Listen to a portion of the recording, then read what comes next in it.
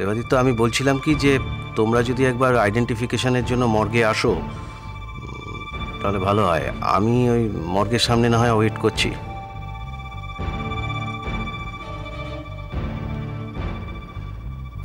কি হয়েছে? মিস্টার চৌধুরীর কোনো খোঁজ পেলেন? কি হলো বা আপনি চুপ করে আছেন? কে ফোন করেছিল? রঞ্জিত, যে পুলিশ অফিসারের কথা আপনাকে বলছিলাম, বলো কাঁটাপুকুর মর্গে একটা বডি এসছে।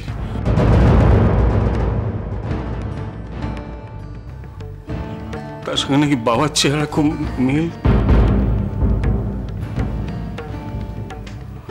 আমাকে মর্গে যেতে বলছে।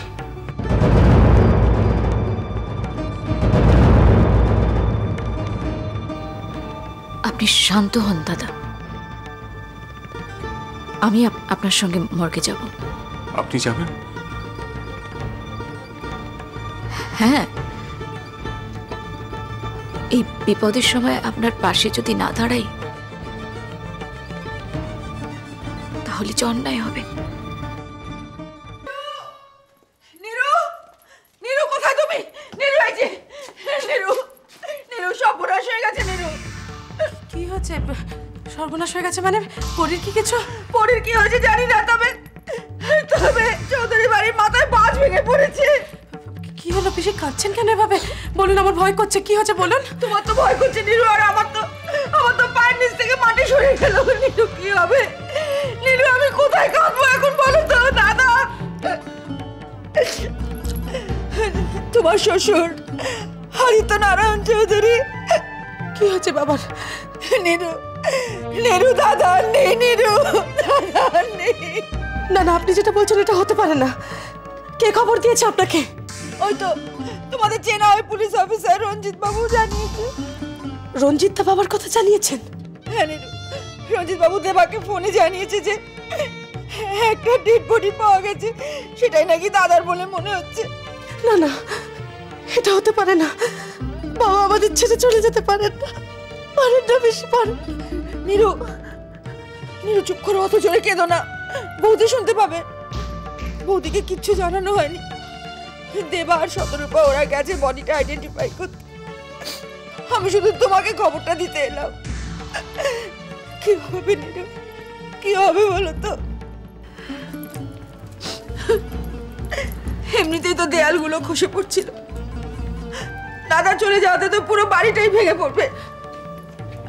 আর সবচেয়ে বড় কথা হলো পরি যে তোমার মেয়ে, এত বড় একটা খবর দাদা শুনে যেতে পারলো না। অভিশাপ, অভিশাপ। দেখো সব শেষ হয়ে যাবে একদিন, সমস্ত কিছু নিঃশরিক্ত হয়ে যাবে। আচ্ছা নীরু, নীরু একটা সময় তুমিও তো দাদাকে কিছু কম বলনি, অনেক অপমান করেছিলে, চোর পর্যন্ত বলেছিলে। আমার অমন দেবতুল্য দাদা, তাকে তুমি এইভাবে অপমান করেছিলে। ঠাকুর, ঠাকুর তুমি এর বিচার করো ঠাকুর। যারা দাদাকে এইভাবে অপমান করেছে, চোখের জল ফেলিয়েছে, তাদের তুমি কোনো দিনও শান্তি দিও না, কোনো দিন না।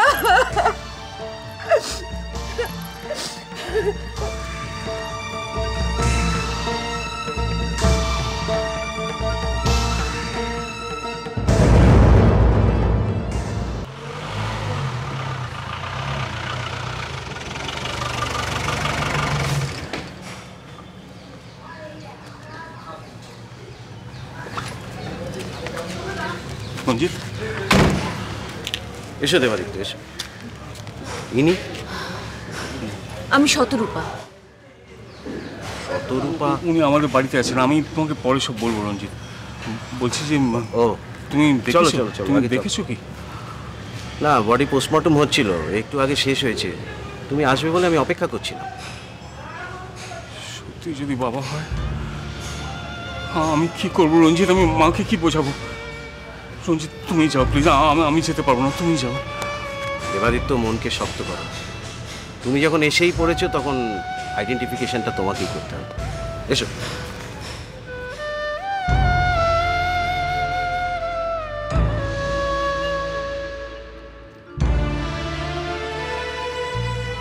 না মিস্টার চৌধুরী,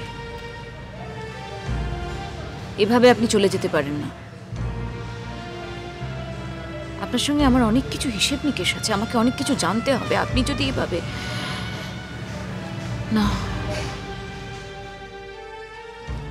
শতরূপা, আপনি যাবেন না? হ্যাঁ, আরে দেবাদিত্য, কি হলো? এসো। হ্যাঁ, আসুন আসুন।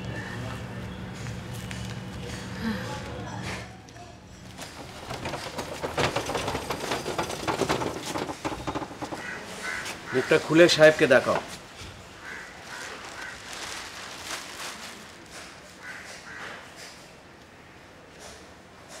যাও দেবাদিত্য।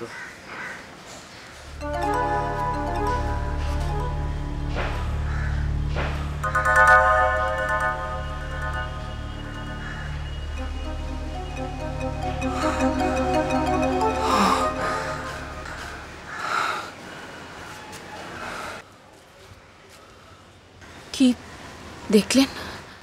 বাবা নয়, অন্য কেউ।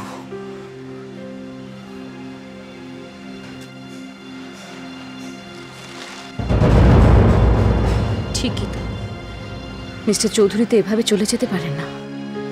ওনাকে যেতে হলে হিসেব মিলিয়ে যেতে হবে, হিসেব মিলিয়ে।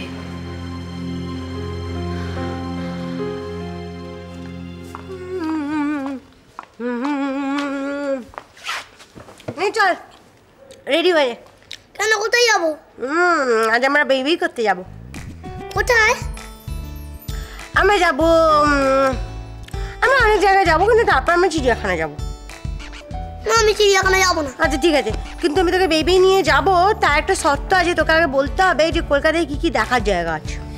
ইকো পার্ক, সায়েন্স সিটি, তারপর ভিক্টোরিয়া মেমোরিয়াল, তারপর মিউজিয়াম। বারে বহুত শেয়ার আছে রে তুই, চিড়িয়াখানা বললি না তো? চিড়িয়াখানা? চিড়িয়াখানা যাবো না তো বলবো কেন? সত্যি? তাহলে হোটেলে খাওয়া দাওয়া হবে না? হোটেলে খাওয়া দাওয়া হবে না? জানিস এই প্রশ্নটা এক্ষুনি আসবে। লোভী পেটুক কোথাকার। তা খাওয়া দাওয়া হবে না? এতক্ষণ আমরা ঘুরে ঘুরে বেড়াবো, আমাদের তো খিদে পেয়ে যাবে। না খেয়ে থাকবো নাকি আমরা? তোর মাথায় কোনো বুদ্ধি নেই, এই জন্য বলছি কাঁচকলার ঝোল খাওয়া, মাথায় বুদ্ধিটা বাড়বে। আমি তোর সঙ্গে যাবোই না। তখন কি হলো আবার? যাবি না কেন? দেখ, মাথা গরম করাস না কিন্তু আমার চুল টুল খারাপ হয়ে যাবে, মাথা গরম হয়ে গেলে চুল এরকম করে দাঁড়িয়ে যাবে কিন্তু, বলে দিলাম। তখন কিন্তু আমি খুব রেগে যাবো। চল চল চল, যাবি না বল, তাড়াতাড়ি বল। যাবি না তো? যাবি না তো বান্টি? তুই একা যা। ঠিক আছে, তারপর বাবা আমরা একটা অন্য জায়গায় বেবি করতে যাব। কোথায় রে? আমরা সিনেমা দেখতে যাব। কি সিনেমা? সিনেমাটা হলো আমির খানের একটা সিনেমা আছে, তারে জমিন পর, ওটা। ওটা তো পড়াশোনা ছবি। ওরে ছেলে, বুঝছিস তো তুই? পড়াশোনা করবি না, পড়াশোনা সিনেমা দেখবি না, ভালোই আছিস? ওই সিনেমাটাই আমরা দেখতে যাবো, যাবি তো? তাড়াতাড়ি চল, রেডিটা হয়নি আমরা। যা তাড়াতাড়ি গিয়ে রেডি হ। যাও যাও যাও যাও যাও, তাড়াতাড়ি যাও, তাড়াতাড়ি 5 ঘন্টার আগে যেন যাওয়া করার পর রেডি হয়ে যাও তুমি। সত্যি না, বান্টি স্কুলে যাওয়া হচ্ছে না, পড়াশোনা হচ্ছে, এভাবে কি করে চলবে? ওকে তো আমি ও বাড়িতেও পাঠাতে পারবো না। যদি ও বাড়ি চলে যায় তাহলে ওকে ছাড়া আমি বাঁচবো না, এদিকে স্কুলেও পাঠাতে পারবো না। আমি কি করবো ঠাকুর, আমি তো কিচ্ছু বুঝতে পারছি না। আরে না না, পার্টি বডি দেখে গেছি। হ্যাঁ, না না, ওটা আদিত্য নারায়ণ চৌধুরীর বডি নয়। ঠিক আছে, না খোঁজ চলবে, যেরকম চলছে ওরকম চলবে। ঠিক আছে, হ্যাঁ, ওকে। তাহলে কি হবে রঞ্জিত? দেখো, খোঁজ করা যেরকম চলছে ওরকম চলবে, কারণ একটা মানুষ তো এভাবে উধাও হয়ে যেতে পারে না। এবারই তো মনে করার চেষ্টা করো, তোমাদের বাড়িতে তো অনেক অশান্তি আছে। তোমরা বলছো যে কাকাবাবু কখনো কাউকে না জানিয়ে কোথাও যাননি, কিন্তু আমার মনে হচ্ছে উনি এবার নিজের ইচ্ছেতেই কোথাও চলে গেছেন। কি জানি, আমি তো কিছু বুঝতে পারছি না। মানে বাবার চেনা পরিচিত, আমাদের আত্মীয় পরিজন সব জায়গায় খোঁজ নিয়েছি, কোথাও যাননি। শতরূপা, আপনি কোনো আন্দাজ দিতে পারেন? হ্যাঁ, কি? আমি কি আন্দাজ দেব? না, এমনও তো হতে পারে যে আপনার কোনো পরিচিত জায়গায় বাবা গেছেন। শতরূপার পরিচয়টা কিন্তু আমাকে দাওনি দেবাদিত্য। শতরূপার সঠিক পরিচয় আমরা কেউই জানি না রঞ্জিত। হোয়াট? হ্যাঁ, ওই ইন্দুর ডেড বডি যেদিন বাড়িতে আসে সেদিনই শতরূপা আসেন বাবার সঙ্গে দেখা করার জন্য। I see. মার ইচ্ছেতে শতরূপা আছেন আমাদের বাড়িতে। আপনি কাকাবাবুকে কতদিন ধরে চেনেন? অনেক দিন। বাবা কিন্তু শতরূপাকে চিনতে পারেননি। সে কি, কাকাবাবু চেনেন না অথচ কাকিমা ওনাকে বাড়িতে থাকতে দিলেন? দেবাদিত্য, আমার ব্যাপারটা কিরকম ফিশি লাগছে। আচ্ছা, আপনি কোথা থেকে এসেছেন? আমি নাগপুর থেকে এসেছি। নাগপুর? আপনার কন্ট্যাক্ট নাম্বারটা একটু আমাকে দেবেন তো। কেন? আপনার আশা আর কাকাবাবুর চলে যাওয়া, দুটোর মধ্যে কোনো যোগসূত্র আছে কিনা সেটাই আমি দেখতে চাই।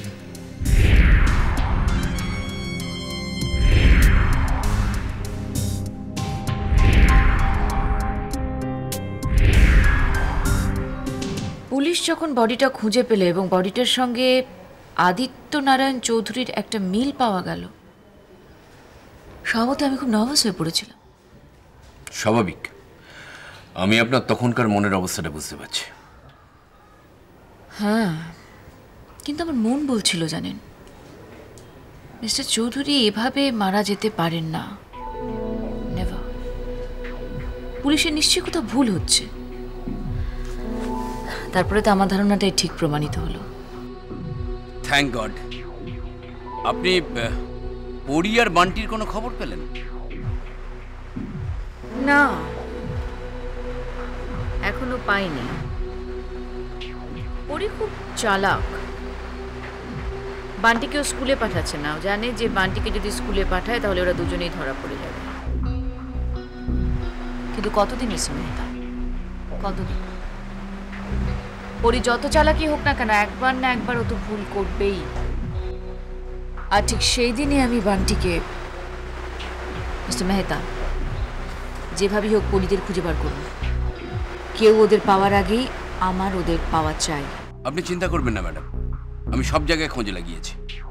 খুব তাড়াতাড়ি একটা গুড নিউজ পাবেন। কিন্তু আদিত্য নারায়ণ চৌধুরী কোথায় গেলেন? উনি কি নিজে থেকে চলে গেলেন? কেউ কি ওনাকে জোর করে, নাকি কোনো অ্যাক্সিডেন্ট? সমস্ত কিছু কেন যেন গুলিয়ে যাচ্ছে। এনিওয়ে, অপূর্ববাবুর কেসটার কি খবর? খুব তাড়াতাড়ি উঠবে। আচ্ছা ম্যাডাম, এই কেসটার সঙ্গে আমাদের কি সম্পর্ক? আছে মিস্টার মেহতা, অনেক সম্পর্ক আছে। দেখুন, এখন আমার 3টে কাজ। 1, মিস্টার চৌধুরীকে যেভাবেই হোক খুঁজে বের করে বাড়িতে ফিরিয়ে দেওয়া। 2, পরি আর বান্টিকে খুঁজে বের করা, পরিকে তার মায়ের হাতে তুলে দেওয়া, অফকোর্স বান্টিকেও। আর 3,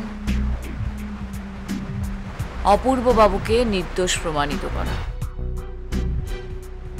এই 3টে কাজ যদি আমি করে উঠতে পারি, তাহলে ওই বাড়িতে আমার অস্তিত্ব সম্পর্কে কেউ কোনো প্রশ্ন করার সাহস পর্যন্ত পাবে না। আর তারপর আপনার লক্ষ্য কি? তারপরে চৌধুরী পরিবারে জানিয়ে দেওয়া আমি কে। মিস্টার মেহতা, আমাদের খুব সাবধানে প্রত্যেকটা পদক্ষেপ ফেলতে হবে। একটু এদিক ওদিক হয়ে গেলে সমস্ত কিছু গণ্ডগোল। আশা করি আপনি বুঝতে পেরেছেন।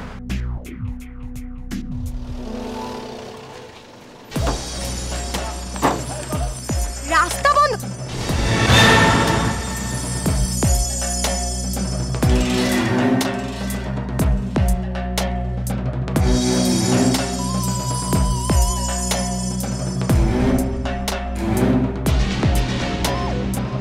না